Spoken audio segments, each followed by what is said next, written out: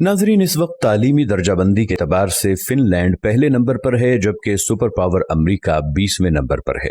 2023 तक फिनलैंड दुनिया का वाहिद मुल्क होगा जहां मजमून यानी सब्जेक्ट नाम की कोई चीज स्कूलों में नहीं पाई जाएगी। फिनलैंड का कोई भी स्कूल ज्यादा से ज्यादा 195 बच्चों पर मुश्तमिल होता है, जबकि 19 बच्चों पर एक टीचर होता है।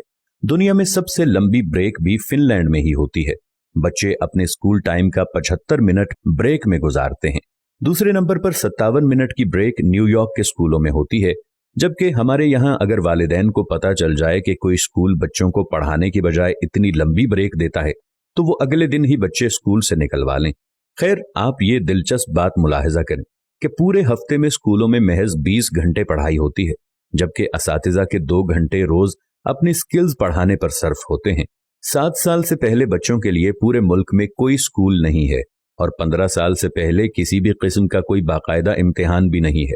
रियाजी के एक उस्ताद से पूछा गया कि आप बच्चों को क्या सिखाते हैं, तो वो मुस्कुराते हुए बोले, मैं बच्चों को खुश रहना और दूसरों को खुश रखना सिखाता हूँ, क्योंकि इस तरह वो जिंदगी के हर सवाल को बाआसानी हल कर सकते हैं।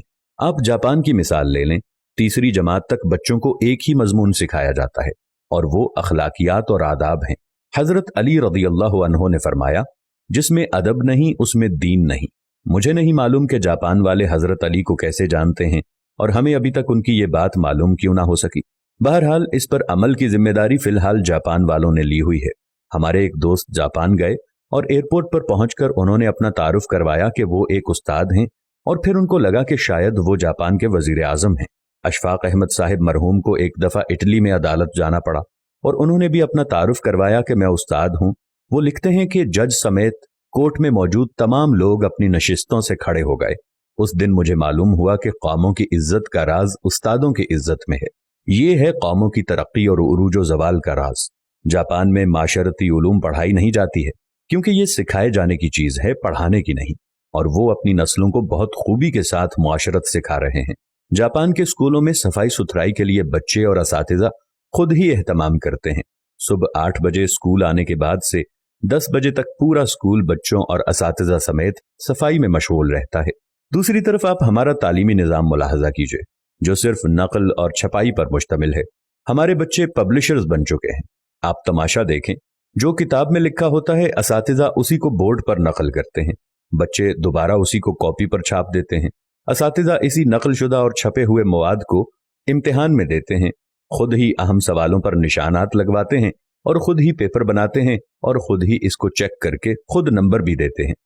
बच्चे के पास या फेल होने का फैसला भी खुद ही सादिर कर देते हैं और माँ बाप इस नतीजे पर तालियां बजा बजाकर बच्चों के ज़हीन और काबिल होने के गुण गाते रहते हैं। जिनके बच्चे फेल हो जाते हैं वो इस नतीजे पर अफसोस करते रहते हैं और अपने बच्चों को कूड़ मगज और कुंद जहन का ताना देते रहते हैं। हम 13-14 साल तक बच्चों को कतार में खड़ा कर करके असेंबली करवाते हैं और वो स्कूल से फारिग होते ही कतार को तोड़कर अपना काम करवाते हैं। जो जितने बड़े स्कूल से पढ़ा होता है, कतार को रौंदते हुए सबसे पहले अपना काम करवाने का हुनर जानता है। तालिबे इल्मों का स्कूल में सारा वक्त साइंस रटते गुजरता है और आपको पूरे मुल्क में कोई साइंसदान नामी चीज नजर नहीं आएगी, क्योंकि बदकिस्मती से साइंस सीखने की और खुद तजर्बा करने की चीज है और हम इसे भी रट्टा लगवाते हैं। आप हैरान होंगे, मैट्रिक क्लास का पहला इम्तिहान 1858 में हुआ और बरतानवी हुकूमत ने यह तय किया कि बर्रे सगीर के लोग हमारी अक्ल से आधे होते हैं, इसलिए हमारे पास पासिंग मार्क्स 65 हैं तो बर्रे सगीर वालों के लिए 32.5 होने चाहिए। 2 साल बाद 1860 में असातिज़ा की आसानी के लिए पासिंग मार्क्स 33 कर दिए गए और हम भी इन 33 नंबरों से अपने बच्चों की जहानत को तलाश करने में मसरूफ हैं।